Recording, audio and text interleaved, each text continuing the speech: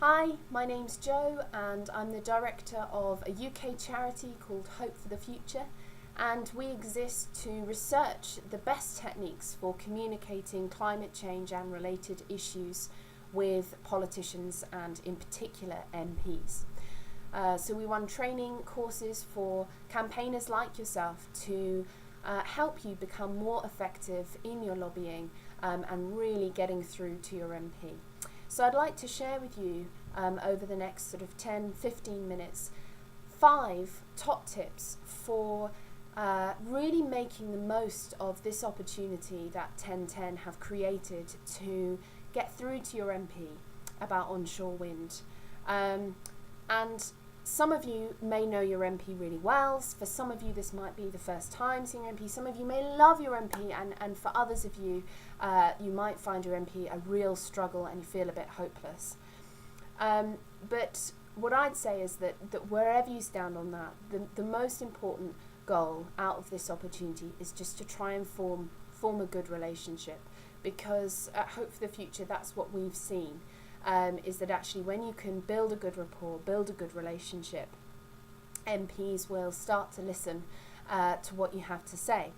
And whether we like it or not, actually what an MP chooses to focus on, what they choose to raise in Parliament, take action on in the local constituency support, comes almost entirely down to personal preference. There's no parliamentary guidelines that says that an MP has to take forward a certain issue that a constituent has raised with them. So if you want to make this a priority for your MP, it's going to be really important that they feel liked by you, that they feel like you're someone they could work with, someone whose opinion they value, and vice versa. So that would really be my first top tip, is find a way to build a really good rapport and build some trust and to grab their attention. I'd like to sort of share with you a story from our work with Hope for the Future about how this has worked really well. And this is from a group of constituents down in Tewkesbury, and Lawrence Robertson, he's a Conservative MP in his constituency. And this particular group of constituents were really, really frustrated with Lawrence because he was refusing to do anything on climate change. And the situation was escalating, and it got to a point where in the end, he cancelled a trip to see them in London, and they'd already booked their tickets. So they went up anyway, and they unfurled a banner that says Lawrence Robertson doesn't care about climate change, and the relationship really had broken down.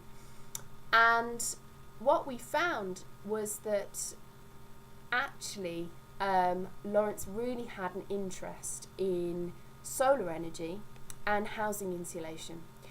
And we use that as a pre-existing interest to build on that. And so instead of sort of going in with some of the most controversial issues or some of their biggest concerns about the government's decisions on climate change, they decided to focus on the common ground and to really focus on building that relationship. And they've had several engagements with Lawrence.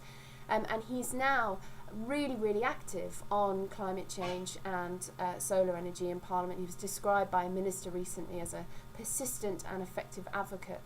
And I suppose that's what I'd say is the power of building a good relationship. And you might feel that you've only just sort of scratched the surface with your MP in this conversation, but if all you do is establish a good rapport and they know your face and they know that you're somebody they can work with, then you've done a really, really good job.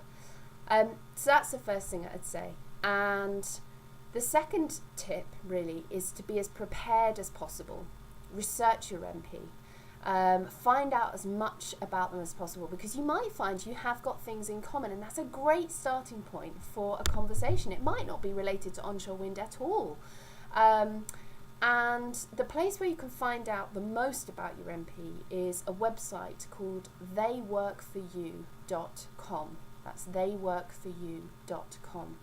Brilliant website. It will tell you your MP's voting record, which probably will just be more or less in line with their party. So don't pay too much attention to that. Don't be too discouraged if you see, has generally voted against measures for climate change, because they probably will have just voted with their party. But what's really interesting is they'll tell you that the website will tell you their appearances in Parliament, and that will tell you which issues your MP feels passionate about enough to have got up and spoken in a debate or to have submitted parliamentary questions. It will give you a really good sense of what matters to them and what's important to them. Of course, do an internet search as well. Find out what you can so that you're as prepared as possible. So that's the second kind of top tip, is really do your research.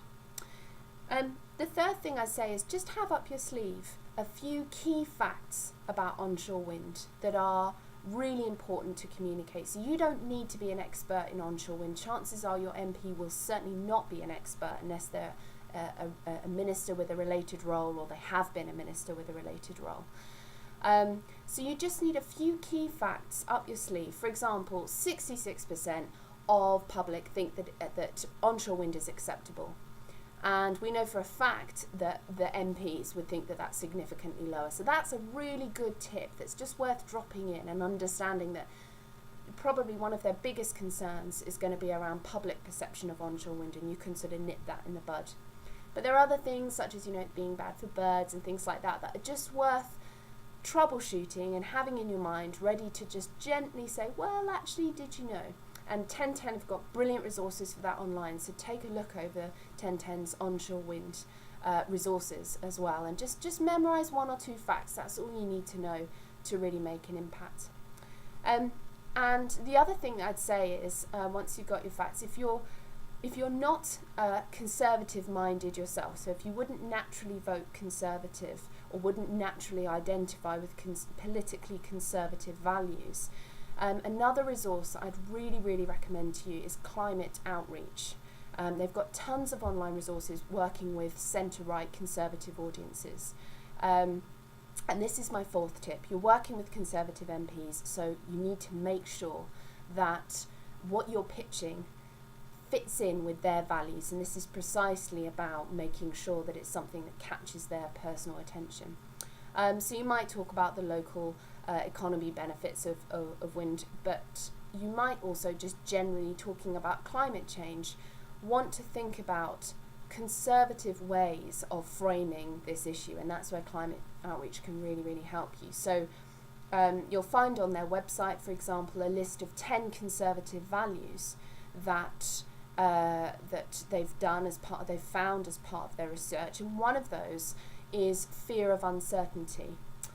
And so one of the ways that I often talk about climate change with conservative MPs, rather than saying, in the future we know that this and this scenario is going to happen as a result of climate change, what I say is, over 2 degrees, we enter a period of real uncertainty for humanity and for the globe generally. And we know that we can predict certain impacts, but a lot of it is unknown. What we do know is that it's going to be really disruptive. And that can really help framing things in a way that if I was talking to a left-wing MP, I might talk about the sort of catastrophic damage of climate change. So just thinking about different ways that you can frame that. And again, I just really recommend climate outreach and their resources. So that's my fourth tip. And my fifth one is, know what you want to get out of this. Know what you want out of your 2 minutes or your 5 minutes or however long you get with your MP. Know what you want out of it. So it might be that you just want the opportunity to learn what your MP's opinion on onshore wind is. It might be that you just want to show your support. And that's really great. That makes a big impact, because MPs need to know that constituents care about the issue. But it might be that you want to go a little bit further, and perhaps this is a really good opportunity to say to your MP, I'd love to discuss this with you further. Can I come and see you at your surgery? And that's when you might get 10, 15, 20 minutes, even half an hour with your MP to talk more specifically about onshore wind. It might be that you'd like to invite them to come and visit a wind farm or a potential site. It might be you'd like them to come to an event. It might be that you want to offer to send them more information about climate change. So just have a think, what is it that you want your MP to do? And if you are looking to build a relationship and to see your MP again, then there are specific things that you can ask your MP to do, like submitting parliamentary questions, for example. And that's something certainly you can get in touch with 1010 about to ask, you know, what can I do? I've got this meeting with my MP. What should I ask about? And there's lots of good resources on that. So use this as an information gathering activity to show your support, but also for those of you that are wanting to go further, use this as an opportunity to get some further time with your MP and know exactly what you want to get out of it. So those are my top tips. Build a really good rapport, make a good impression. If that's all you do, then you've done really, really well. Do some research, do the groundwork in advance, find out what it is that interests your MP, and go for that as a starting point for your conversation. You may even want to practice that in advance, you know, with each other or just in front of the mirror, just getting it out of your system so it just flows really naturally when you're there in front of your MP. Find a few key facts, just 2 or 3 key facts that you want to slip into the conversation, or make sure that you've just thought about the common resistance that people have or MPs have to onshore wind and how you might respond to that. Have a look at Climate Outreach's resources and think about framing things in conservative values if that's not how you would usually frame a climate change argument. And just have a think about what you want to get out of it, and make sure you know that when you're going in, because you're investing time in this, and it's important that you get out of it what you want to get out of it. So those are my 5 top tips. I might just try and sneak in a few others. I hope you won't mind. Ask loads of questions. MPs love to feel that they're being listened to. So make sure that rather than sort of wanting to get your information across or your perspective across, ask lots and lots of questions, because we've found that often helps an MP sort of open up. But don't be afraid to say, look, you know, I know I've got really limited time with you today and there's lots of things that I want to cover. So would it be okay if I just moved you onto this? That's also okay, so don't be afraid to be assertive. But I've certainly been in MP meetings where I've had 15 minutes with the MP, and because I'm so enthusiastic to get it right, I've talked for the first 14 minutes, which hasn't gone down particularly well. I've talked about how your MP is not likely to know masses about onshore wind, so just a reminder to not feel intimidated or nervous if you can about seeing your MP. Chances are they're going to be in your hands in terms of information about this issue. If they've turned up to the event, then chances are they do have an interest in it as well.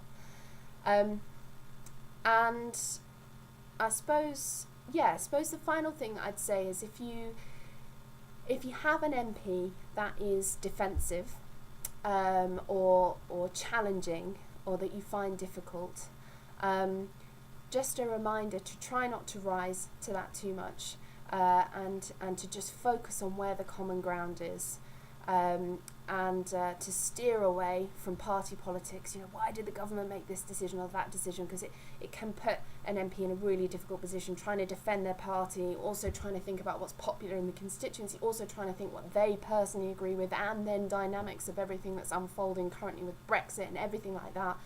Try to just keep things between you and that MP. This is what I think. What do you think? You know, let's get together and have a really constructive conversation about that. Hopefully that's given you some really good ideas, hopefully, about going forward with this. And all the best. And it's a really, really exciting opportunity, I think, to really talk about such a cheap, brilliant form of energy that has been underloved by this government, and hopefully this event will have a real impact in helping MPs to see that this is something that lots of people are behind, lots of people want to support, and it is a popular form of energy. And I think that's the message that certainly I would advise you to get across. All right.